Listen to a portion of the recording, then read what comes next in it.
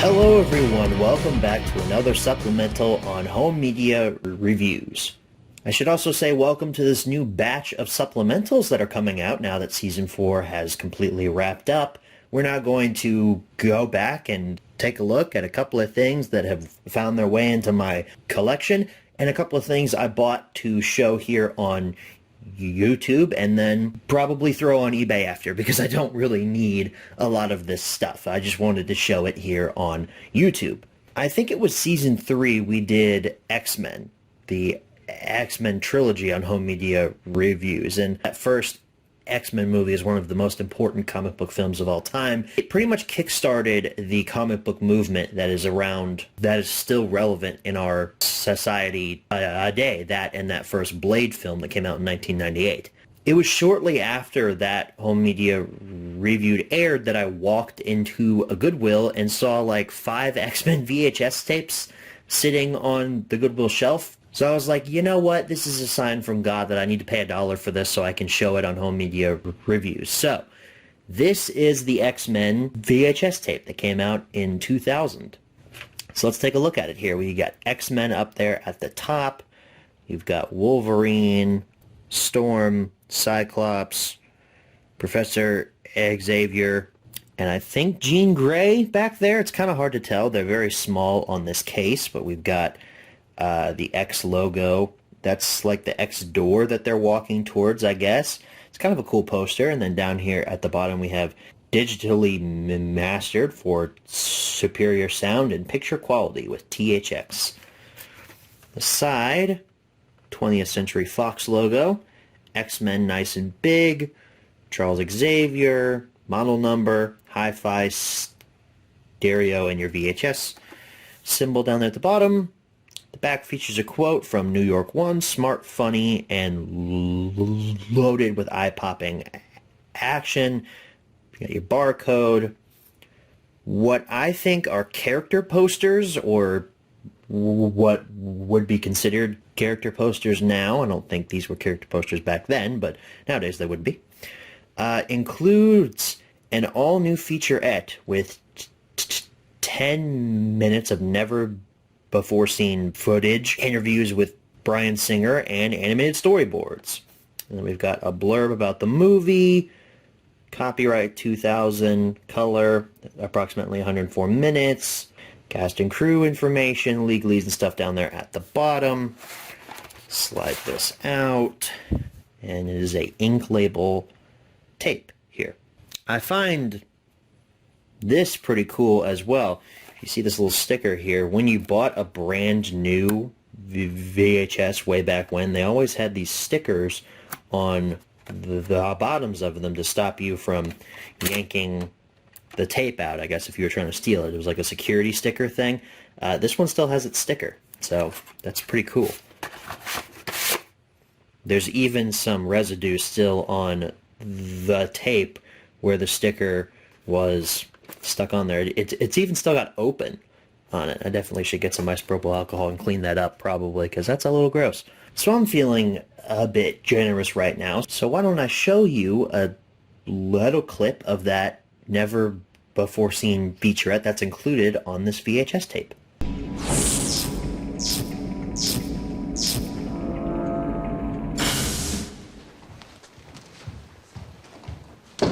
Logan, if we do this, we do it as a team. Are you gonna have a problem taking orders? I don't know. Give me one.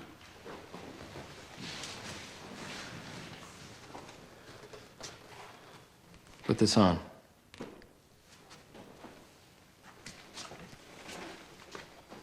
Whose is it?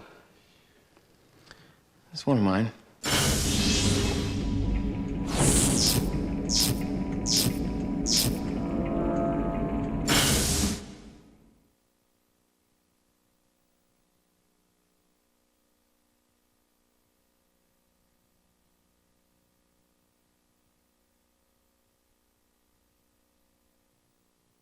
Wow, that was such a great clip of a featurette, wasn't it, guys? And it was never before seen.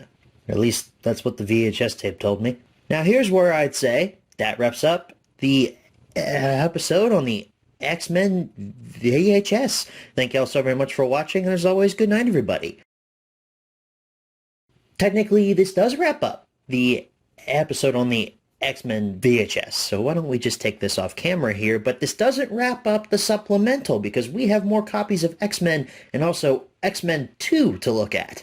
I walked in to a pawn shop not long after I got that X-Men VHS and found some standard Blu-ray copies of X-Men and X2 for extraordinarily cheap. I think they were like $1.50 each.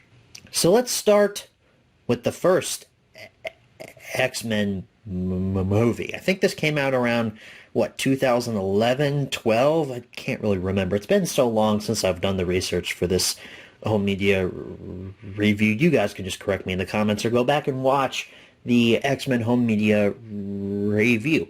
I'd appreciate that, actually. Blu-ray disc logo up there at the top. You got Wolverine, Storm, Magneto, and Professor X. Bryan Singer film, the X-Men logo.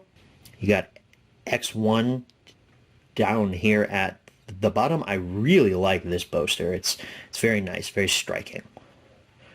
The spine, 20th Century Fox, X-Men, Blu-ray disc logo. Back features your barcode and then the ultimate high definition experience. We got a blurb about the movie, special features, breakdown. Got some screenshots from the movie, some cast and crew, and tech specs down there. We open this up.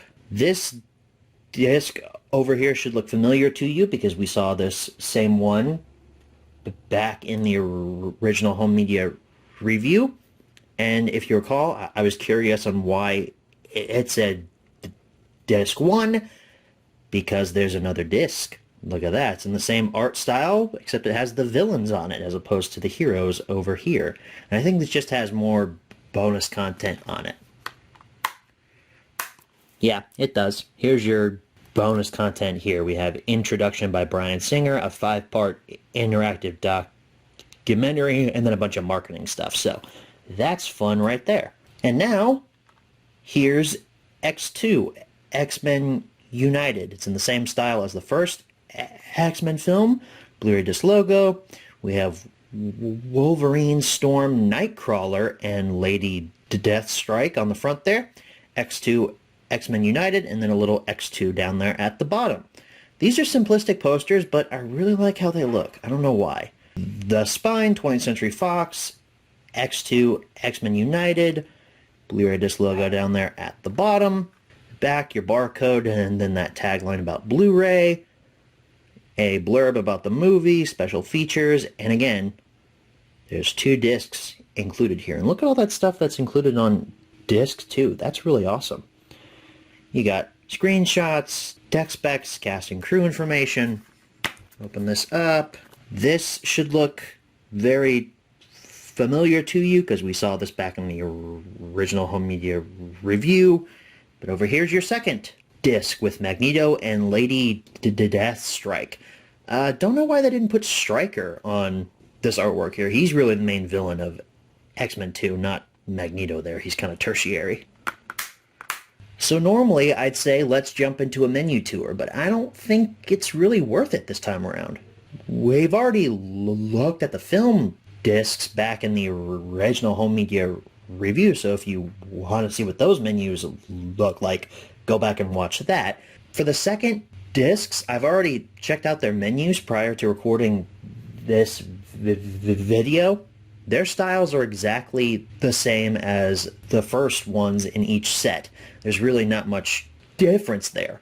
I showed the bonus content, each one on camera here, so if you want to see what's on those second discs, I guess go back and pause the video because I don't want to do a segment where I'm just reading off bonus content to you. So no menu tour, unfortunately. It is cool, though, to see how the X-Men and X-Men 2 films were packaged back in 2010, 2011, and sold to consumers, as well as the first X-Men film on VHS. That's pretty cool to actually show here on camera. As I said though, do I really need any of these? Not really. So if you want a chance to buy these, they'll probably be going up on my eBay here pretty soon. And with that all being said, that wraps up this supplemental on home media reviews. I want to thank you all so very much for watching, and as always, good night everybody.